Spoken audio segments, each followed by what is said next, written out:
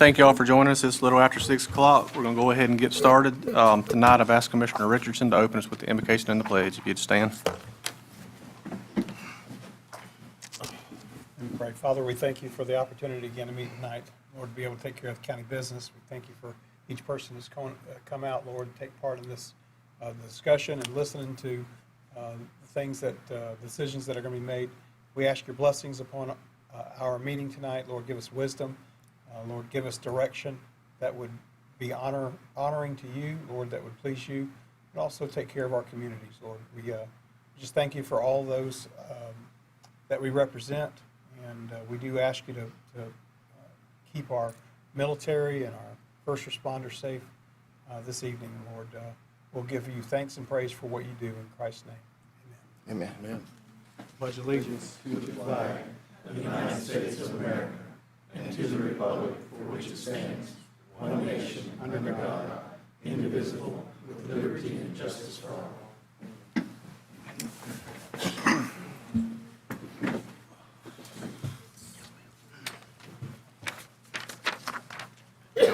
Pass it on down. I'll give it to Eric.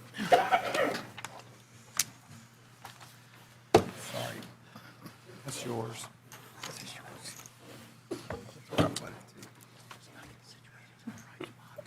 All right, first item on the agenda was approval of regular board minutes from May 7th, 2019.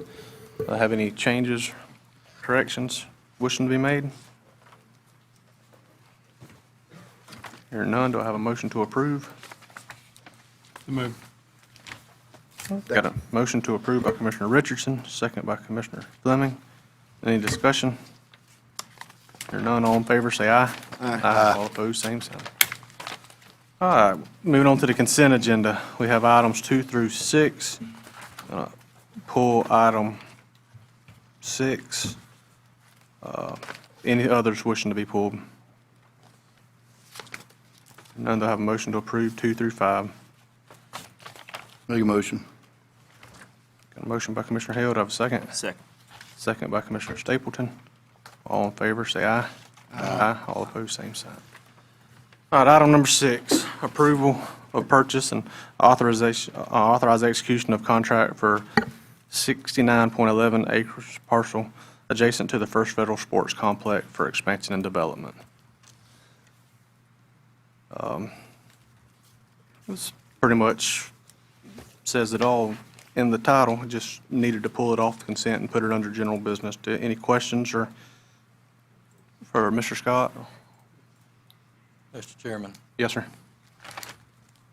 balance of the information will be available after the closing. We'll bring it back as information later, but there are items that we can't disclose prior to the closing. Yes, sir. Do you mind pulling your microphone a little bit closer? Thanks, sir. We'll have more information available on this after a closing occurs, but we can't disclose certain items until that time, so we'll provide it as information later in the agenda packet. The funds exist currently in Parks and Recreation for this purchase. Within the current budget. It's contiguous in the current budget, and it's contiguous. We won't get this opportunity again, I'm afraid. You won't have property that's joining your sportsplex, so this is just an excellent opportunity for us.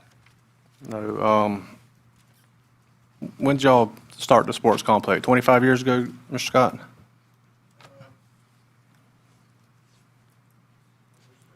$30 years ago?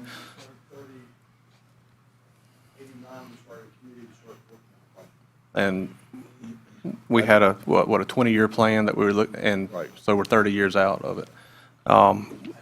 For those of y'all that don't use it or are out there on the weekends, it's to capacity. And the only place that we can go with it is south, and that's the only piece of land that's going to be available that's continuous. So we thought it was a great opportunity. The rec board recommended it, and myself and Mr. Scott worked on it, and we got an agreement with them, and I hope the board approves it. That's our requested action, is that the board approve it. I have a motion to approve. Got a motion. Hey, that'll work. Is that you? Got a motion to approve by Commissioner Stapleton. Do I have a second? Second.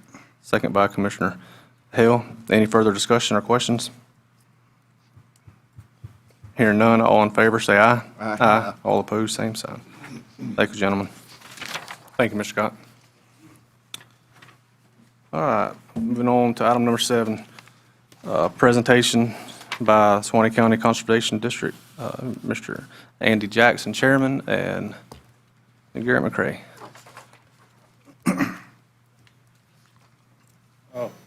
Good evening. Glad to be here. This presentation is 17 minutes long, but it was a video put together through IFAS and Conservation District and y'all. We all put money in this. Okay. But anyway, it tells a little bit about what's going on in agriculture in Suwannee County, and I think it'll be interesting that y'all get through looking at it. We can answer some questions for y'all. We didn't have enough of them, but I think all you commissioners got this IFAS sheet. Yes. We'll talk about that a little bit when we get through showing it, just what agriculture means to Suwannee County. But Garrett, I reckon you got to have this over there.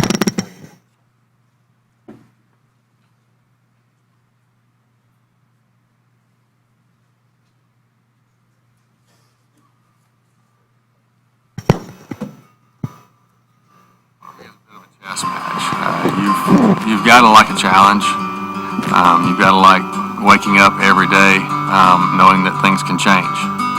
Well, you can get up every day and go to a new job. Because we do something different every day. The public doesn't really understand a lot of this stuff that's going on. 90% of the people don't. I mean, they go to Publix or Winn-Dixie or Walmart and there's food, and people don't realize what all goes into this to make it all work. Plans have to be pretty fluid, but I enjoy coming out every day and kind of seeing what we've been given to work with, whether it be weather today or in the next few days. And I enjoy the planning and sort of the game strategy. You grew up playing ball in high school, and so that's the only way I get to play nowadays is to have that challenge of planning out ahead of time. You got this challenge that nature throws at you, and you're trying to work with it or outdo it or work, and I guess that's what keeps us going, but still in farming, we can do everything right up until the last day and then lose it. If a hurricane move in or a storm move in or a thunderstorm, it's on the ground. We didn't do nothing wrong, but we still lost it. That's kind of like a football game. Sometimes you can do everything right, but still lose the game. And,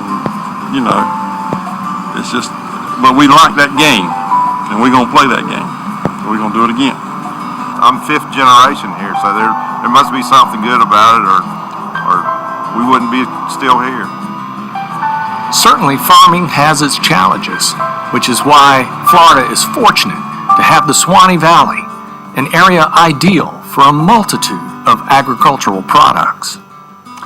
So some of the crops in our rotation are carrots, sweet potatoes, sweet corn, snap beans, both fall and spring planted, peanuts, cotton, corn for grain, and corn for silage. You could just about point out any type of ag business, and probably within 100 miles of here, you can find one. So it's just this area in the Suwannee Valley has a lot to offer. A lot of times folks think of maybe South Florida as the area where the majority of the farmers would be, but in terms of sheer numbers, we have over 8,000 farmers that reside in this particular region that this center serves. In addition to that, we have the agricultural products that are raised in this region represent just a little over $1 billion of the $8 billion in agricultural sales throughout the state. So it's a big player in terms of agriculture throughout the state of Florida.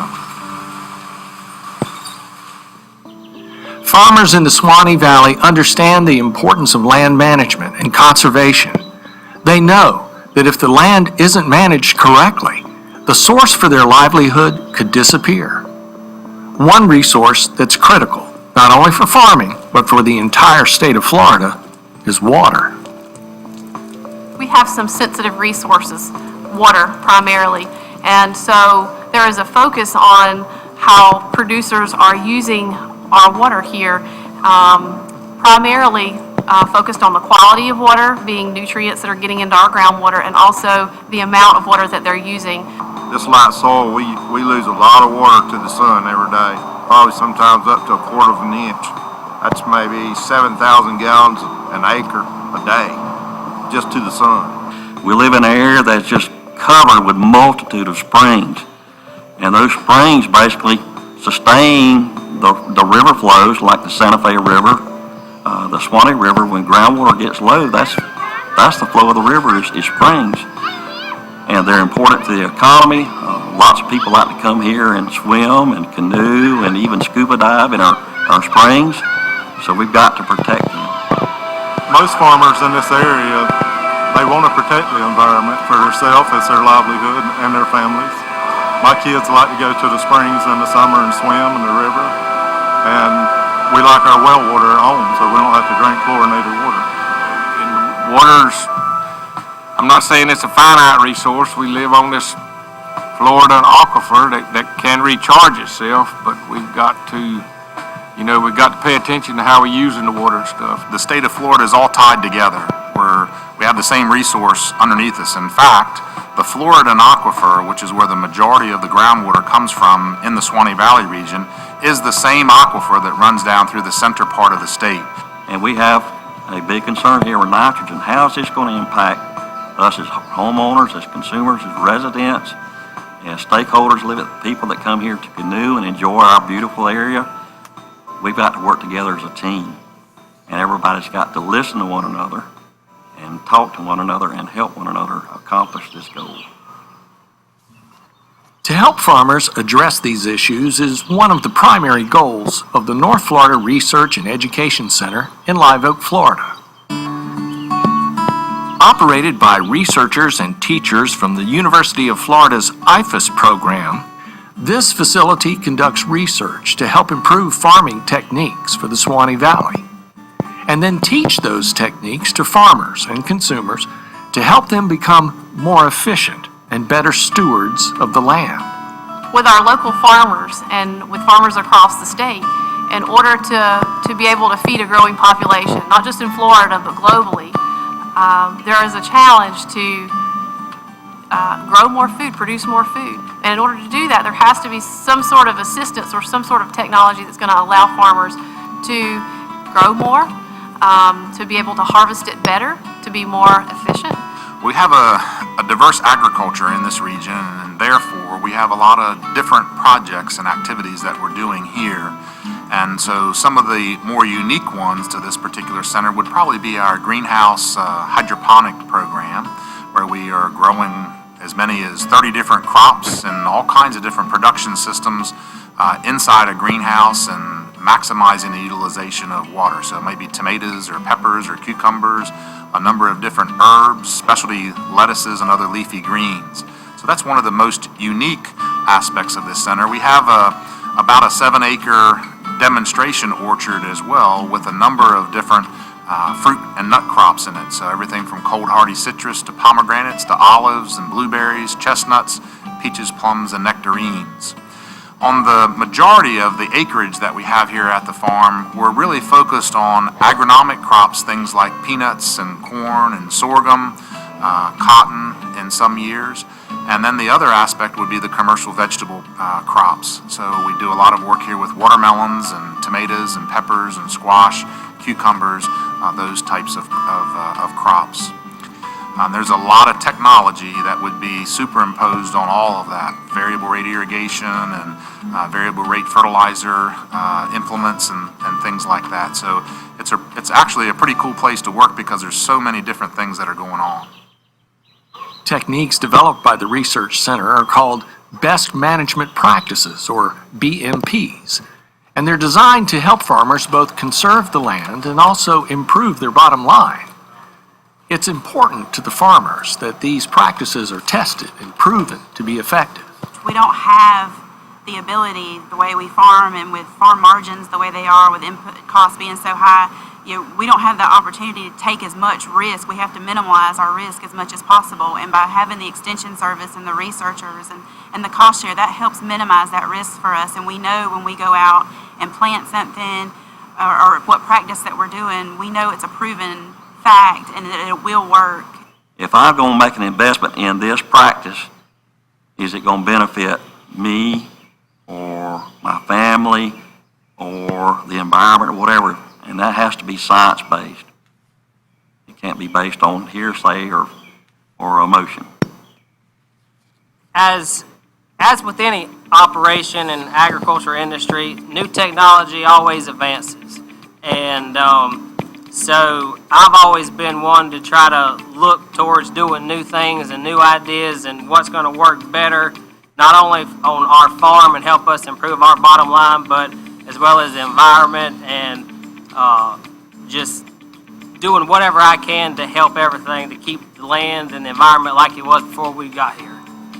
For example, computerized poultry houses allow for more environmental control with greater precision from one location or even from a smartphone, reducing the need for manual controls that eat up time and energy and allow the farmer to perform other tasks while still being able to monitor and control heat levels, water, feed, and ventilation.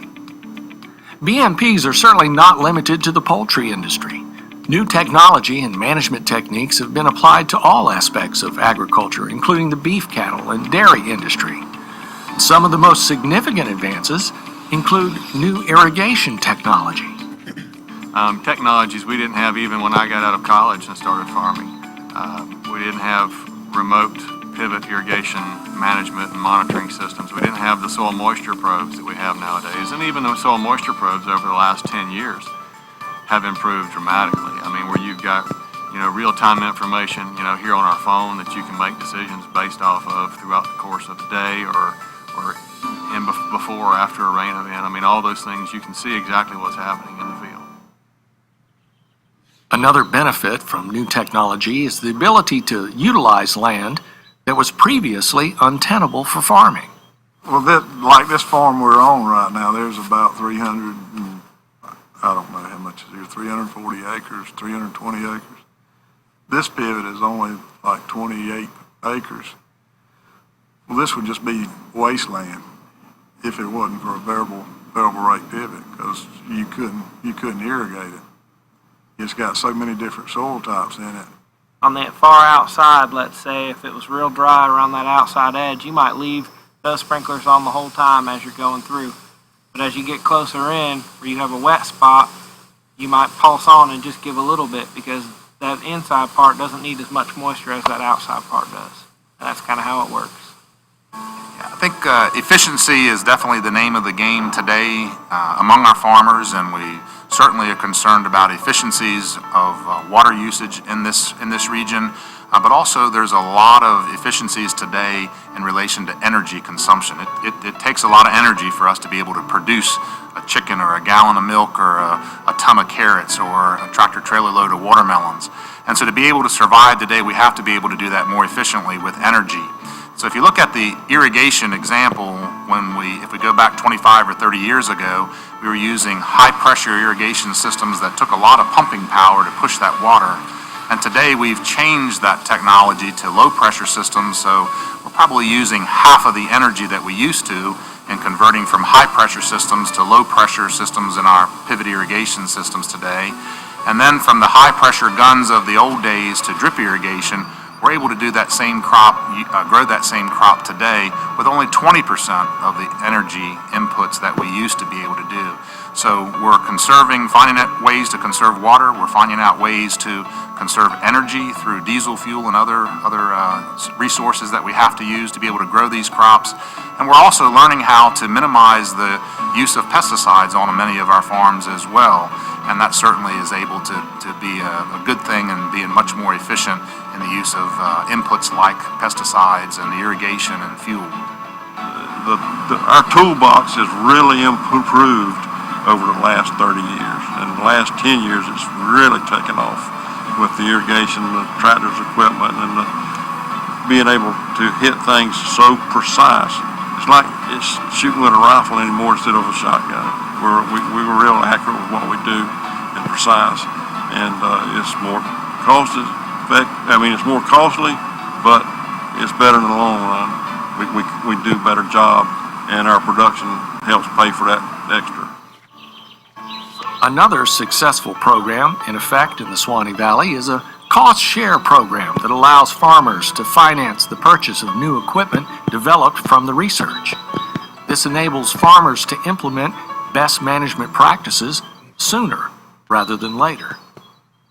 You know, we may have to save up 5 or 6 years to get this piece of equipment. If they can help us get it today, then we can be in practice and be going, before we can afford to buy it, which helps everybody. Farmers are ready to adopt these new technologies. In most cases, in addition to a water quality or quantity benefit that we derive from these cost share programs, the producers help improve their efficiency and can cut their inputs, helping improve their bottom line. So they're really ready to adopt these different things. It's clear that the Suwannee Valley is one of the most important regions in the southeast when it comes to agriculture. It's special, not only because of the unique terrain and high quality of the farmland, but also because of the farmers who live there and take care of it. A lot of people don't realize that farmers and agriculturalists, they were the first environmentalists, because if you really sit down and think about it for a second, if a farmer takes care, he's farming the land, growing the animals, feeding the world. If he doesn't take care of what's producing his income or his product, it's not going to produce it anymore. So, if we don't take care of what's taking care of us, then we're not going to be here. And if we're not here, then there's nobody to feed the world and feed America. I think farmers have always been conservationists. The fact of sustainability and farms being passed from generation to generation, that doesn't happen by accident. That happens by people taking care of the land and the environment that we work in. I think the technology that's available now in terms of data collection and truly being able to measure what you're doing and make decisions, kind of fine-tuning things, that's been a huge impact in terms of how quickly we can, either learn what we're doing right or, more importantly, what we're doing wrong to improve crop production. I guess really on the 8th day, God did make a farmer.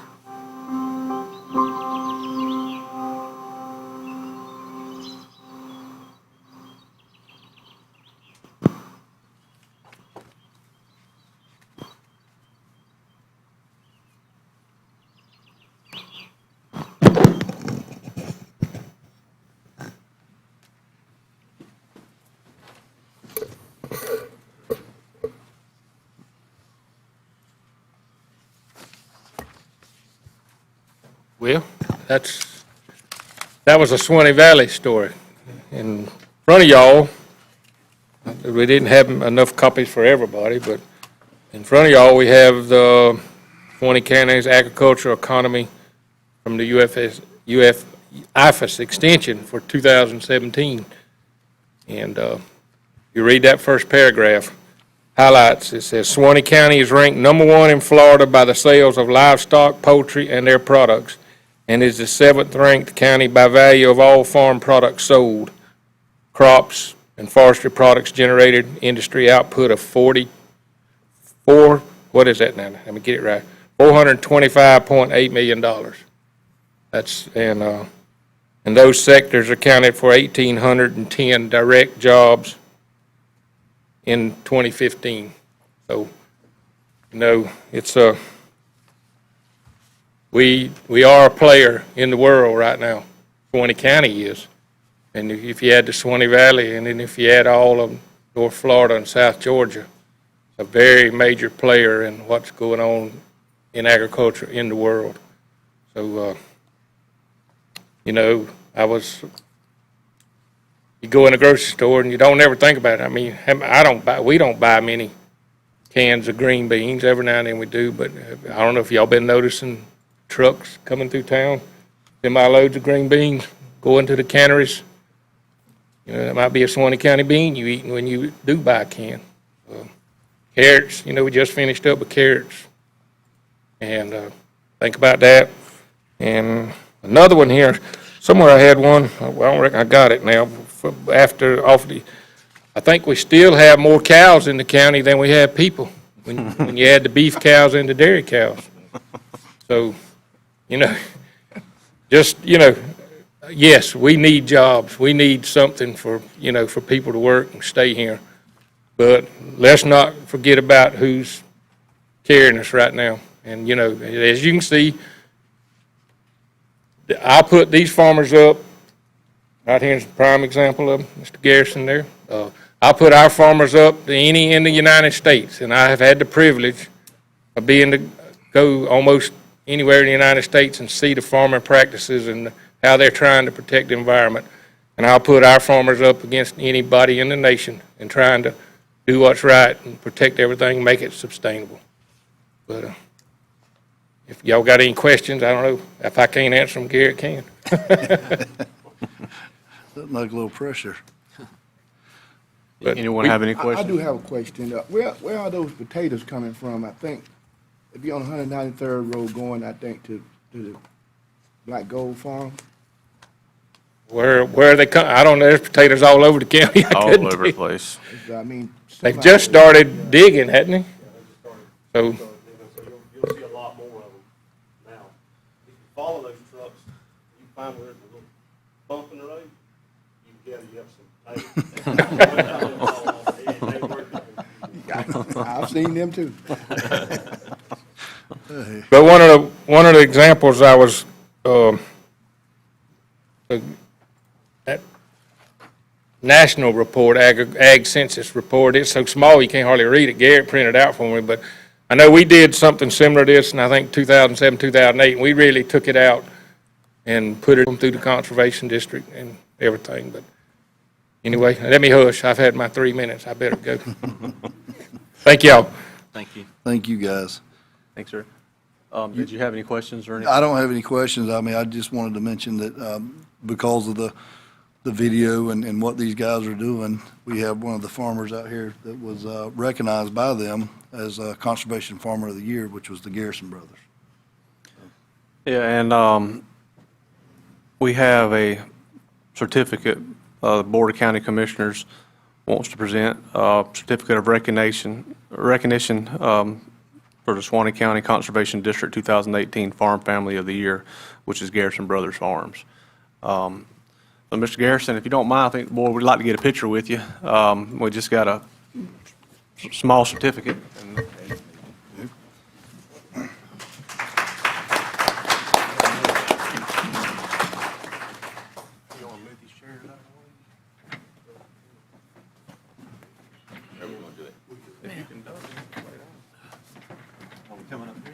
No, I was just getting them out of the way so they weren't in front of that right there. Suck it in.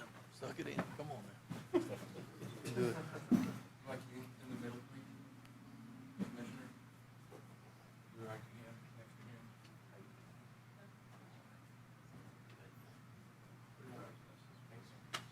I want you to give him the thing, stand, and then you can walk up to him and let me get a signed picture. You congratulate him.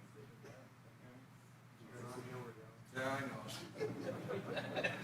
All right, are you ready? Get a little closer. Just shush. You want to look good in this picture? Yeah, all right. Put your hand in your pocket. That's right. All right. I want you to look at ugliness. Right here. Ugliness. Yep, you got it? All right. Thank you. Go ahead.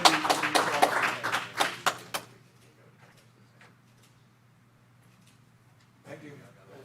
That's all right. It takes too long to snap.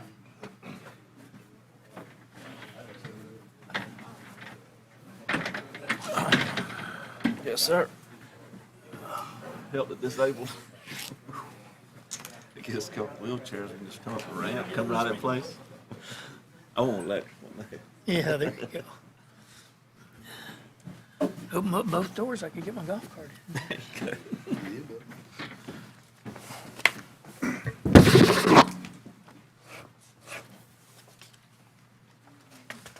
We appreciate y'all coming out, Mr. Jackson. sharing that with us. Mr. Garrison, thank you for being here, and congratulations. Yeah. Absolutely. Anyone else have anything on that item? If not, we'll move on to the next one. All right, staff reports. Ms. Catherine Allen. I feel like we just got a staff report from you. I know, how awesome is that? So just so that you guys know, we had asked for some of that money to do a project, and in collaboration with the Florida Farm Bureau and with Soil and Water Conservation, that video as well as some others that they've used for promotional items. So thanks, Mr. Jackson and Mr. McCray for showcasing that, because that has been used for the legislative tour, for Luncheon Learns, for leaders, all different kinds of events. They have been showing those different things, and it's available if anybody should want to use it for any kind of event. And it's those partnerships like that that we're so blessed and thankful for in all of the departments, but especially in Extension. And so today we had a celebration of our volunteers. We had an appreciation luncheon, and the theme was building a better Extension with volunteers and partnerships. And so I need to thank Ms. Debbie, because with road maintenance, they helped us out with some cones and barricades. And because of that, people like actually had to call and go, I think I'm in the wrong place. Where is it? Because we had a construction theme that was in the X2, in Exhibition 2. But was a really nice event, and wanted to say thank you for the other departments that helped to support that and work in partnership with us. Just a couple of things. Speaking of ag in Suwannee County, you know that we have 2 vacant positions, and Dee's position, who went on to the regional specialized agent position at the research center, that position has been posted. It closes the 28th. So if you know of somebody, that's a commercial, it's called commercial hort, but it's all the row crops, it's the vegetables. So that's the, corn, soybeans, peanuts kind of work that we're doing. And that'll be housed in our office. But if you know of somebody, please pass that on. It is on Gator Jobs through UF's website, so you can look there. If they have any questions, they can always call the office.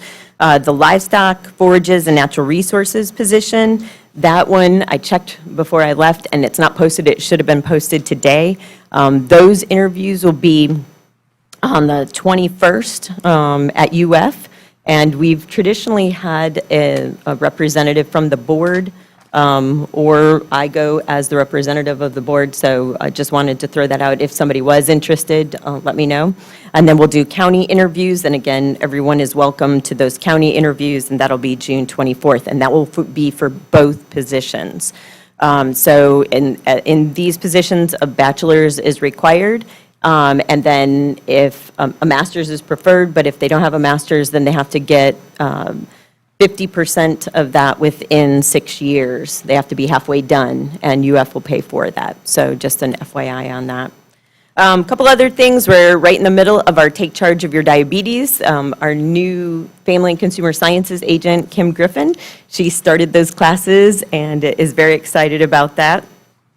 This is a very intensive program, and we bring in people from the community, too, to help, because as you know, we are a medically underserved county, and so we don't have as many doctors per person, and the time that they don't have a lot of time to spend with individuals, and so where do you go to get information? It's like, hey, you got diabetes, have a nice day. So this really helps with that. She's also going to be seeing you at the Florida Association of Counties. So if you are going to that, stop by the Extension booth and say hey to Kim Griffin. Because we don't have the ag agents, I will also be representing Suwannee County at the SART meeting. That's the State Ag Response Team down in St. Pete. And that's a training to make sure that during emergency situations, we've already had a named storm. Did you guys see that? Okay. And so we need to be prepared, and so I'll be going down to do that. And we're getting geared up for all of our summer camps. I've given you a copy of some of the things that are coming up. We always encourage the overnight camp, Cherry Lake, on beautiful Cherry Lake in Madison County. That's a residential week-long camp where they unplug and learn different skills. And Derby will be going, our 4-H agent, he will be working with the library to do some puppeting. And so he will be working with the teen volunteers who are presenting that to do some puppet programs, as well as rocketry and some story time kinds of things, including dramatic arts.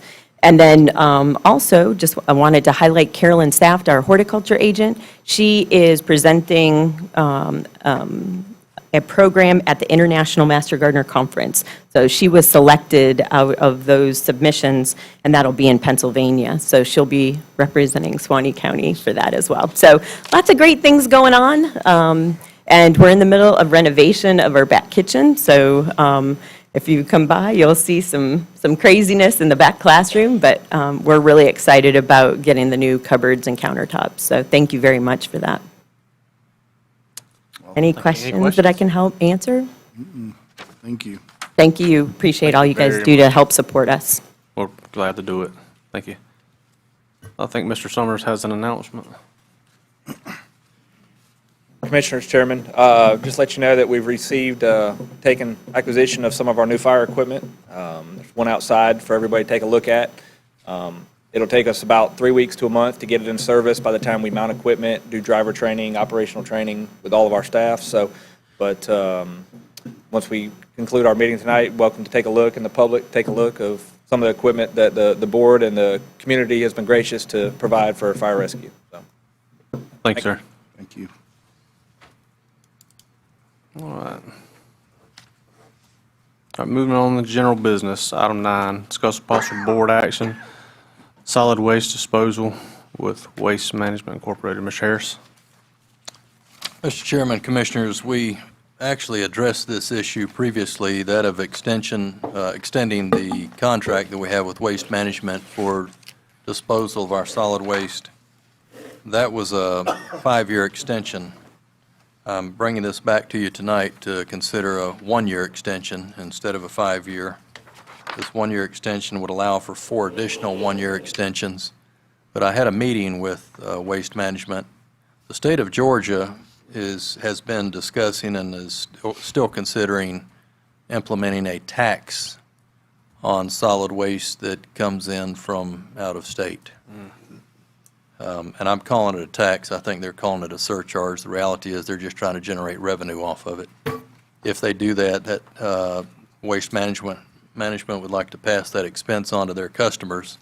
So they've asked for the county to agree to a memorandum of understanding that says that essentially if that surcharge does get levied on the companies like Waste Management that bring waste in from other states, that they want to pass that on to us. So that's what I brought back for your consideration. There are 2 items under this that I'm asking for your consideration. One is the memo of understanding, and the other is the addendum 1 to the hauling and disposal agreement. The number 2 item on here is the one that you saw previously, but I brought it back because of this memorandum of understanding. Any questions for Mr. Harris? yes, Mr. Chairman. Yes, sir. Just quickly, do you have any idea what their state of Georgia is considering? Do we have any idea? No, I don't. Okay. All right, any other questions? I will say, though, that it would affect subsequent agreements. It couldn't be imposed, in the middle of a year, the way that this is written. So we would know ahead of time. That's, again, the reason that I proposed bringing it back as a 1-year extension, as it gives us the benefit to know what that expense would be before we enter into an additional agreement. All right. No further questions for Mr. Harris? Got a motion to approve? Make a motion. Got a motion to approve by Commissioner Hill. Do I have a second? Second. A second by Commissioner Stapleton. Any further discussion? Hearing none, all in favor say aye. Aye. All opposed, same sign. All right, moving on to item 10, discuss possible board action, waste tire tipping fees. Mr. Harris? Mr. Chairman, Commissioners, we recently, the board authorized us to haul our waste tires to Andalusia, Alabama for disposal. It appears that most counties are headed in that direction. As you know, the whole Waste to Energy Save the Earth campaign has kind of faded and gone by the wayside because the fuel is so much cheaper now than messing with these tires. So that entire arena has changed in the state of Florida and elsewhere. In any event, it's costing us more to dispose of the tires than we're collecting in tipping fees. These are tires that have to go across the scales. Commercial companies have to pay for that disposal because that's an expense that isn't included in household assessment, and the commercial entities have to pay to dispose of all their waste, or supposed to. In any event, right now, or actually when we brought this to you previously, the number was around $120 a ton is what it's costing us. That number is adjusted with the cost of fuel because of the trucking company. You can see what other companies are charging right now. Columbia County's at $115 a ton, and I can just tell you they're having to subsidize that by some other method because they're very likely actually spending what we're spending. The one county, Hamilton County, still has a little bit of time left on a contract with Liberty Tire, which we were using before, and once that contract expires, it won't be renewed, so they'll be paying what everyone else is paying. My request is that we go ahead and move our number to $140 a ton, and that'll put us in line with the majority. Some of them are higher than that. Franklin County's at $250 a ton, Leon's at $160, Gilchrist is $150, Madison's $143, but I think if we're at $140, we'll be okay unless that surcharge and the cost of fuel continues to rise to the point that I need to bring it back to you. But this will just allow us to try to cover some of the cost associated with us trying to get rid of these tires. Any questions or feedback from the board? Question, this is mostly going to affect the, for commercial disposal. We're not going to affect. The people that are collecting a fee for disposal of the tires are the ones that would have to pay this. So yes, you are correct. This doesn't have anything to do with households. Okay.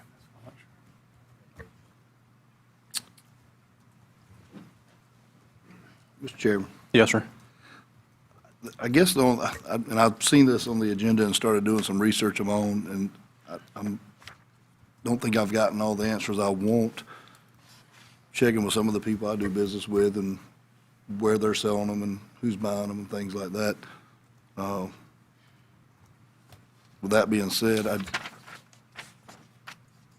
I think I would want to maybe ask that I want to do some more research is what I'm saying. I want to get some more information. And find out, and I'm sure you have, Mr. Harris, is this particular company the only company that is in line for us to do business with? And I think another thing I was going to ask, and I meant to call you earlier before the meeting, was could we not partner with one of these other counties to get a discount, a volume discount on these things as far as disposal tires? I think that the greatest variable here is probably transportation. It's probably the same cost per ton for disposal at that site for everyone. I think the variable here, the biggest one, is probably going to be transportation. Now, I have no idea why Leon County is so high, to be honest with you. I don't have a clue what they're doing. But I don't know that there's going to be I don't have any problem pulling the thing. It's costing us more today to dispose of them than we're collecting. So I was just trying to get us to a point where we're not subsidizing that expense. But if you want to pull it and try to obtain more information, we can do that. Or the companies that want to choke over this thing can maybe take them to Columbia County and pay less. I don't think that's an issue. I think my issue is just, is there anyone else out there? Have we exhausted? We've called counties all over the place. Now, there may be someone else out there, I don't know. And get that's what I farther- was trying to find out. When you get farther south, there may be, but we called counties that we know would have to deal with the same key issue of transportation if they were taking them to a place that might be convenient enough to us to save some money. We called counties close enough to us, believing that we had covered most of those that might end up hauling to the same location if they could save money doing it. That's why those counties listed there are on there. We didn't go a lot farther south because we knew the transportation expense would be greater.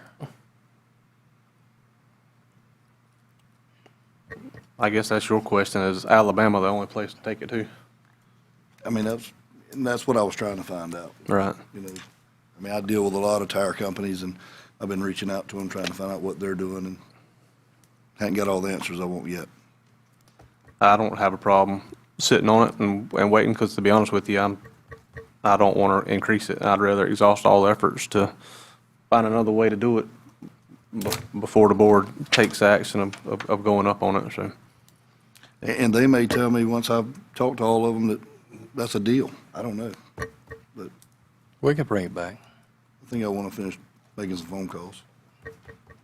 I'm perfectly fine with that. Everybody else all right with that? All right, so just no action taken. All right. Moving on to item 11, discuss possible board action, changes in the interlocal agreement between the IT committee. Can I make this very brief? Yes, sir, The go right reason the ahead. agreement isn't in here is because there was a single item that was really addressed, and that was the issue of moving the county information security officer position under the clerk of the court. That was it. And that was pretty much the recommendation of the IT board. And just any questions from the board, or if not, we have just, I will say that if this board agrees with that, then an interlocal agreement will be recirculated amongst those members, and then everyone would sign on to that. Mr. Pravat can work on that. Did you say, Mr. Chairman, did you say that the, IT committee's recommendation Committee was to do it. to put it up underneath the Clerk. clerk? yes, sir. Okay, that's what I've Correct. asked.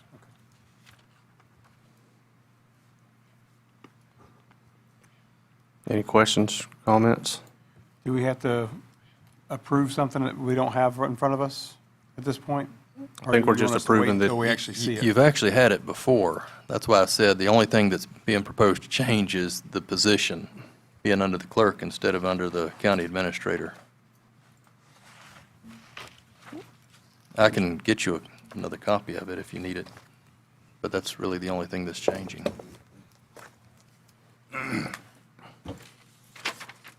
If you have a problem approving it without it, I mean, all we need is direction that's fine with making that one change, and Mr. Fat's going to put that together for us to approve.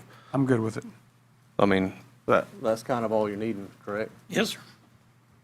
So I'm fine with it. Mr. Fleming shaking his head in agreement that he's fine with it, so y'all all right with it? I'm good. All right. If that's all you need, Yes, sir. you can make that change and get it back, and we'll recirculate it amongst everybody, and the board can approve it. Or, you got anything on I-75, Mr. Harris? That's item number 12, discuss possible board action. Anything I-75 with the wastewater? I do, but we actually listed it as a separate item just so that we can get a check cut. It's number 3 on your additional items if we can wait till then. Okay. We'll move right on into that if I can find what I did with them. All right, item 14, we'll move on into some additional agenda items. Additional item number 1 is approval of a traffic signal maintenance agreement with DOT and adopt enabling resolution. Mr. Harris? This is just an annual recurring agreement. This is an item that would have been on consent agenda if we had it in time. Correct. Got a motion to Just approve? requesting approval. Motion to approve. Got a motion to approve by Commissioner Fleming. Do I have a second? Second. Second by Commissioner Richardson. Any questions or comments? All in favor, say aye. Aye. All opposed, same sign. All right, item number 2 is approval of modification of the sub-grant agreement with the State of Florida, Division of Emergency Mandate for funds associated with Hurricane Irma. Ms. Harris? This, you've seen several times, these modifications, and this is really for the purpose of us getting every dollar out of these agreements that we can. This is just one more. And Any we're- questions? We're requesting approval. Move to approve. Got a motion to approve by Commissioner Richardson. Do I have a second? Second. Second by Commissioner Fleming. Questions, comments? Hearing none, all in favor, say aye. Aye. All opposed, same sign. Item number 3, Item number 3 is the payment that I was speaking of earlier. We have to submit a permit application to the Water Management District. We have to submit that with a check for $100. They just got this to us the other day, so I need to get it approved, so we're not waiting 2 weeks to get the check approved. do I have a motion to approve? Motion. Second. Got a motion by Commissioner Stapleton, second by Commissioner Hill. Any questions? Hearing none, all in favor, say aye. Aye. All opposed, same sign. Number 4 is authorization to advertise for requests for proposals for landfill and solid waste consultant services. Ms. Harris? It's time. It's been a long time. We have an agreement, quite frankly, that was in place when I got here with our consultant. I've never found any evidence that the process that a process was followed. Certainly not one that was consistent with Florida statutes for procuring that service. So I'm asking that we be allowed to advertise to request proposals from qualified consultant firms to handle our consultant work for the landfill and solid waste. Any questions? Any comments, discussion? So I'm sorry, I didn't hear you. I move to advertise request for proposals for landfill solid waste consultant services. Got a motion to approve request by Mr. Richardson. Do I have a second? Second. Is that you, Mr. Hill? Yes, sir. Got a second by Commissioner Hill. Any further discussion? Hearing none, all in favor, say aye. Aye. All opposed, same sign. Item number 5 is authorization to purchase a used bucket truck, 3 used pick trucks in the amount of $59,451 from Suwannee Valley Electric Company for the use in public works. This was an opportunity that was extended to us to consider purchase of some used equipment. We've sent our personnel and evaluated, and the recommendation is that we go ahead and purchase these. I will say on the bucket truck, and we have the money in the budget, we've got a line for purchase of used equipment. And I think I said back in the workshop that we never know exactly what we're going to find in any given year, so we try to pick up pieces that we do find that we need. Our last bucket truck, which is well used now and probably needs to retire, was purchased, or we purchased a bucket truck from Suwannee Valley Electric a number of years ago. So we're just asking for authorization to go ahead and purchase these. Motion approved. Got a motion to approve by Commissioner Fleming. Do I have a second? Second. Second by Commissioner Richardson. I just got one request. You said we got one that's wore out and you need to do something with. Chairman of the rec board's been after Mr. Scott to take one for a while, so I mean, if you want to tell him he can have it. Yeah. Well, it'll probably become our backup truck. I'm just is messing what'll with you. happen. Mr. Ford knows what I'm talking about, and Mr. Scott does. But no, I'm just joking. Mr. Chairman? Yes, sir. Point of order. Sir? Point of order. First, before we can approve the purchase, we have to declare sole source for SVEC as sole source. Yeah, if you look at your backup on that, we had 2 action items. One was to declare sole source, Suwannee Valley Electric sole source, and then authorize the purchase. All right, well, Include that in the motion? no, we'll do it as a separate motion. We need to declare Suwannee Valley as a sole source. Do we need to withdraw our motions? Yes, sir. Thank you. I withdraw my motion. Do I have a motion to declare Suwannee Valley as a sole source? Motion approved. Got a motion approved by Commissioner Fleming, second by Commissioner Richardson. Any further discussion on that?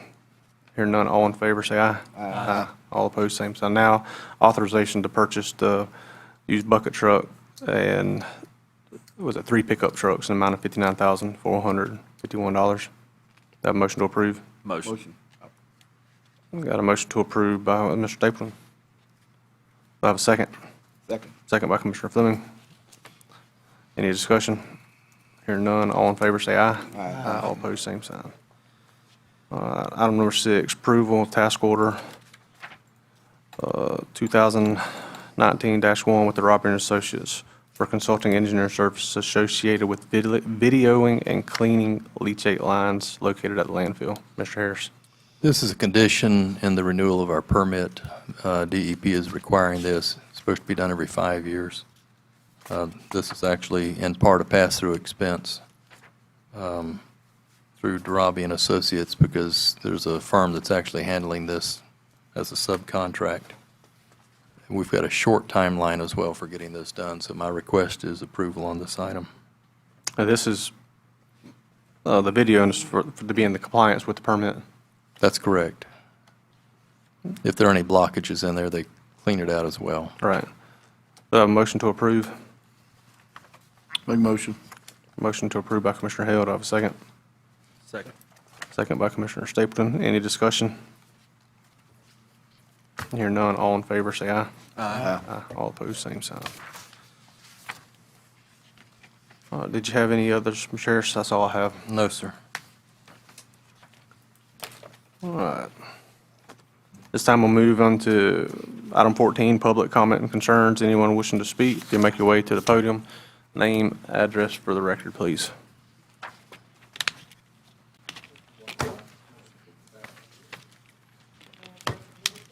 Yes, you can bring them forward. Thank you, ma'am. Thank you. Thank you.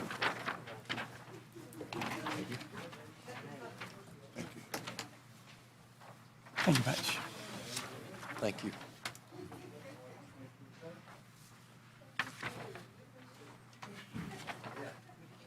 Greetings, I'm Reverend Wendy S. Martin, BA, JD. My undergraduate degree is in criminology and deviance, and I'm a former adjunct and faculty member for St. Leo University, where I taught police procedure and criminal justice ethics.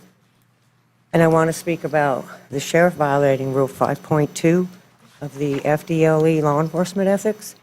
Last week, prior to the meeting, Fred went to discuss with him a concern we had about some of the deputies at the other end of the county, and he laughed at Fred. No public official has a right to, I don't like it when just as a parent, and I go to discuss with people about things with children, and people laugh at you when you're being earnest in your concerns, and public officials do not have a right to do that. It embarrasses you, it makes you feel mocked, and it makes you wish to engage in violence. Rule 5.2 states, no police officer shall ridicule, mock, deride, taunt, belittle, willfully embarrass, humiliate, or shame any person to do anything reasonably calculated to incite a person to violence. And when people are mocked, they intend to want to respond with violence. When you were wondering about his tirade last time we came here, it was because the sheriff laughed at him prior to hurrying out the door and mentioning about the cost of body cameras being too expensive. And I wish to address the issue of both those the officer safety, because I know Fred last week addressed the public safety issue. He neglected to mention the officers, because in 2014 and 2015, there was open season declared on police officers. There's an incident in Brooklyn where a traffic camera caught it. The assassin approached the car from a blind spot, popped a cap in each of the officers in there, and they died. If they'd have had 360-degree cameras on the car, they'd have seen the assassin coming. The other incident that comes to my mind involves a police officer. He's got the camera that's behind his head where you can see what's going on in front of him. He rolls his window down to ask someone if they need help, and he gets a bullet in the face. Now, if law enforcement here in this county doesn't have their body camera on at all times, we're not going to know who's going to, an assassin can walk up and kill one of the officers and we'd never know who did it. Because that officer that rolled his window down, all we know is it was a silver or maybe a gray Nissan, because he didn't have a POV or camera up on the chest.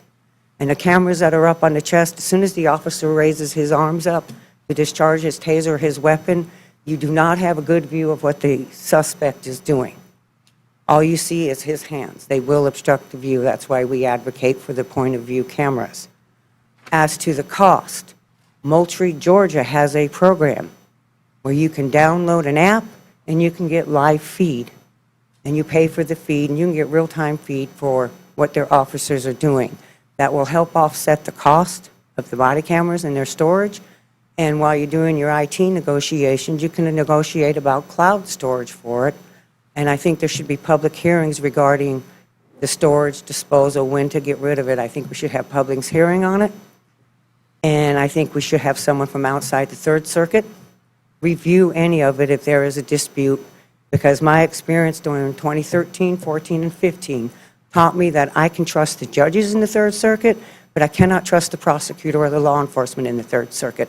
And Sheriff St. John's, laughing at Fred last week, did not improve my attitude. At least Sheriff Cameron, while he was busy blowing me and my family off when we'd go talk to him, did not laugh at us. He pretended to at least care about what we were talking about. We were there. I've not ever heard of that man laughing about me or my family or any complaint we've ever come to him with. And that was wrong of the sheriff to do that. He violated Rule 5.2 in the doing of it.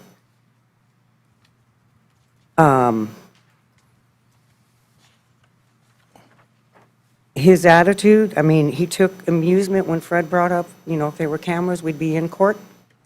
He chuckled at that.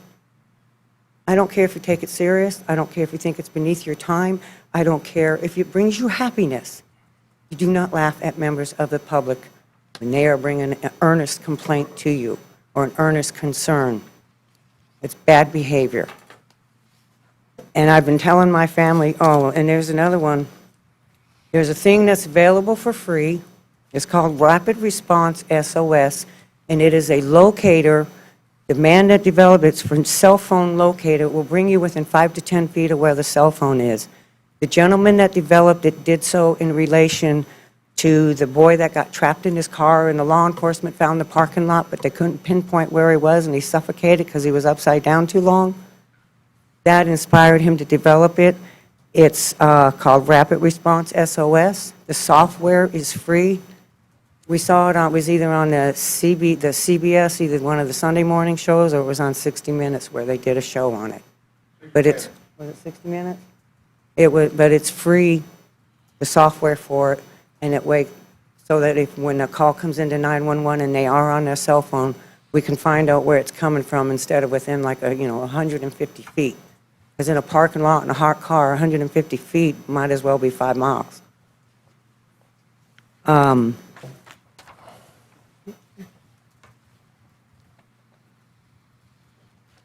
And I have been telling my family, so I guess I should give you guys a heads up, because since 2014, I have been telling my family and friends, both within the state and out of state, that if myself or my husband ever die in a single car accident, it's probably not an accident, and we really would like it to be investigated. Because I also ride a Harley-Davidson 1200 XL Sportster, and Fred hasn't been wanting me to ride around lately because he's concerned for my safety.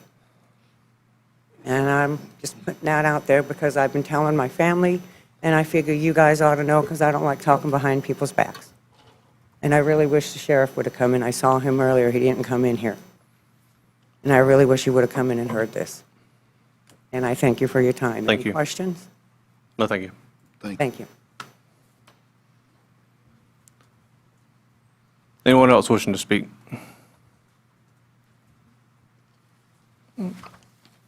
Seeing none, we'll close public comments. Mr. Harris, you have anything for us? Yes, sir. I have about 5 pages here. I need to cover some. But I'm going to save most of that until later. I have some good news for you. You'll see this reflected later in your workshop documents for the budget workshops that we'll have, but we'll be calling I think we've already got it scheduled, our insurance committee meeting, but we have actually obtained renewal rates with Blue Cross, Florida Blue, that are less than what we were paying in the current year. So I was going to call the TV news networks and announce that, because you don't hear good news very often in the evenings. But I thought that was really good news. I think this is one of the few times that we're being offered a rate that's less than what we paid. We've had a couple of years, I think, where we were offered a freeze on a rate, but to actually get a reduction is pretty good news. That is good news. That all you got? Yes, sir. Moving on to board member requests, comments. Mr. Richardson, you have anything? I have a couple of things, Mr. Chairman. First of all, I just wanted to say that I was part of the judging contest with Tropicana 4-H for public speaking with 4-H, and this week, and I was pleasantly surprised at how well, especially the fifth graders did. Fourth graders did well, fifth graders did exceptional. And there was one young man that won the first place for the fifth grade, and pay attention to his, if you see it in the paper, pay attention to this young man's name. He's either going to be an activist or politician or both, because he has a platform and he has a way of delivering that was just phenomenal. So, but I did want to thank publicly all of those parents who got involved in helping their kids and was a part of their kids being involved in this. Public speaking is a very important thing to learn. I wish I'd have learned it a lot earlier than I did. But they all did a wonderful job, and I was proud of the fact that those young people represented Suwannee County. They just did a tremendous job, and thank you for them. Secondly, this Thursday, Branford will be having a town hall meeting that is, unlike last few town hall meetings, is promised to be well attended by a lot of folks from Three Rivers. It would be nice to have